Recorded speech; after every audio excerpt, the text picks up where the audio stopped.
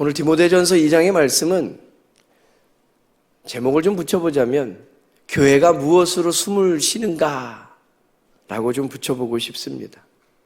디모데전서 오늘 2장의 말씀을 읽다 보면 아주 분명하게 이것에 대한 답을 우리에게 달아주지요. 우리가 잘 아는 바와 같이 교회는 프로그램으로 숨을 쉬지 않습니다. 교회는 사람의 많은 생각을 모아서 그 여론으로 숨쉬는 곳도 아닙니다. 교회는 오직 기도로 숨쉬고 거룩한 태도로 서 나아가는 곳입니다. 오늘 디모데전서 2장의 말씀을 통해서 교회가 어떻게 건강함을 지키고 생명력 있게 살아가는지 두 가지로 그 말씀의 은혜를 나누어 보고자 합니다. 첫째는 교회는 모든 사람을 위해 기도하고 복음의 문을 넓혀가는 곳입니다. 오늘 본문의 1절 말씀 다시 한번 함께 읽어보도록 하겠습니다.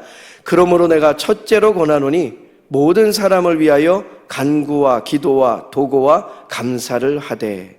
아멘. 여기서 첫째로가 중요합니다.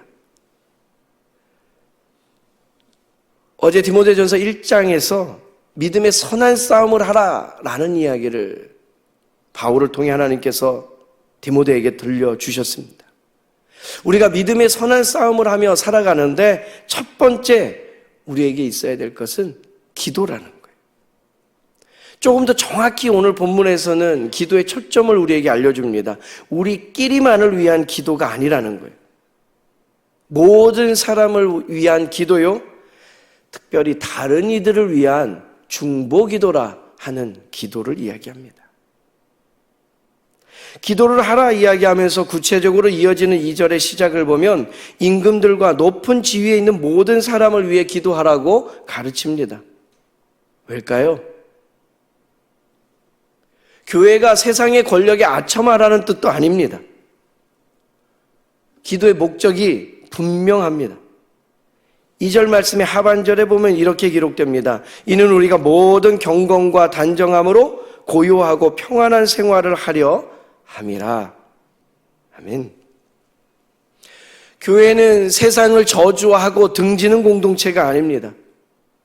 세상이 우리를 뒤 흔들어 놓고 세상이 어수선할 때에도 더 깊이 하나님께 나아가서 세상의 평안을 오히려 구하는 공동체가 바로 교회입니다. 레위기 29장 7절 말씀에 보면요, 심지어요, 이스라엘 백성들이 포로로 잡혀간 그 땅을 위해서도 하나님은 너희가 사로잡혀간 그 성읍의 평안을 구하라고까지 말씀하십니다. 세상이 내 편이 아니어도 하나님의 백성은 그 살아가는 땅을 위해서 기도해야 된다라는 거예요. 그것이 선교사를 열방으로 파송한 우리 믿음의 공동체가 해야 할 일이요, 하나님의 마음을 품고 온 열방으로 나아간 주의 일꾼들이 해야 할 일이라는 것이죠. 출애굽기 32장에 보면요, 이스라엘 백성들이 금송아지 만들면서 하나님 아닌 것들을 섬기기 시작할 때에 그 장면을 목격한 모세는요, 하나님의 진노 앞에서 백성들을 붙잡고 하나님께 엎드려서 중재에 나섭니다. 그리고 기도하지요. 그것이 오늘 2장 1절 말씀에 쓰여진 다른 일을 위한 기도, 도고라는 단어, 오늘 교회가 많이 잃어버린 단어 중에 하나입니다. 요즘은 흔히 중보기도라고 이야기를 하지요. 모세는 그 자리에 서 있습니다. 도고라는 이 기도, 다른 일을 위한 기도, 이 중보기도라 우리가 이야기할 때에 하나님의 백성이 세상을 대하는 방식이 이와 같아야 된다라는 거예요. 세상은 나를 핍박하고 세상은 나를 외면한다 할지라도 우리는 그들을 위해서 기도해야 합니다. 바울은 여기서 더 깊은 우리의 그 기도의 이유를 들려주지요. 4절 말씀해 보게 되면 하나님의 마음을 우리가 알기 때문에, 하나님의 마음은 모든 사람이 구원을 받아 하나님을 예배하는 것을 꿈꾸십니다. 그 하나님의 마음을 알기에 우리는 온 세상을 위해서 기도하는 자리에 있어야 된다라는 거죠. 그 이야기가 6절 말씀에 조금 더 분명한 사건으로 우리에게 다가오지요. 그가 누굽니까? 우리 구주 예수 그리스도. 예수님께서 모든 사람을 위하여 자기를 대속물로 주셨나니. 할렐루야. 그 십자가 사건이 나만을 위한 게 아니라는 거예요. 우리만을 위한 게 아니라는 거예요. 온 세상을 구원하고자 하는 하나님의 뜻에 순종해서 예수님께서 걸어가신 걸음이기에 오늘도 우리는 우리만을 위해서 기도하는 것이 아니라, 나만 생각하며 기도하는 것이 아니라 모든 일을 바라보면서 기도해야 되는 거지. 교회가 모든 사람을 위해 기도하는 이유가 여기에 너무나 분명하게 새겨져 있습니다. 우리가 착해서가 아니에요. 조금 더 여유 있는 삶이기 때문이 아니에요. 예수님께서 모든 사람을 위하여 자신을 내어주신 분이시기 때문에 우리는 중보하는 거예요. 도고라는 기도하는 거예요. 오늘 이 새벽에 우리의 기도가 좀 더 넓어지기를 바랍니다. 늘 우리의 문제에 급급해서 살아가는 인생이 아니라 복음으로 우리가 살아가며 하나님의 시각으로 바라보고 그리스도의 심장으로 뛰며 살아간다면 가족을 위해서, 교회를 위해서, 나라를 위해서, 지도자들을 위해서, 온 열방을 위해서, 아직 주께로 돌아오지 못한 문 영혼을 위해서 우리가 기도에 힘써야 될 줄로 믿습니다. 두 번째, 교회는요, 거룩한 태도로 예배하며 삶으로 복음을 증명하는 공동체입니다. 8절 말씀의 이하에 보게 되면 바울은 그 예배의 태도에 대해서 우리에게 들려줍니다. 남자들에게 먼저 말하는 이유는요, 당시의 공적 자리에서 목소리가 커지기 쉬운 쪽이 분노와 논쟁을 예배 안으로 끌어들어왔기 때문이에요. 예배는요, 승부를 가리는 자리가 아닙니다.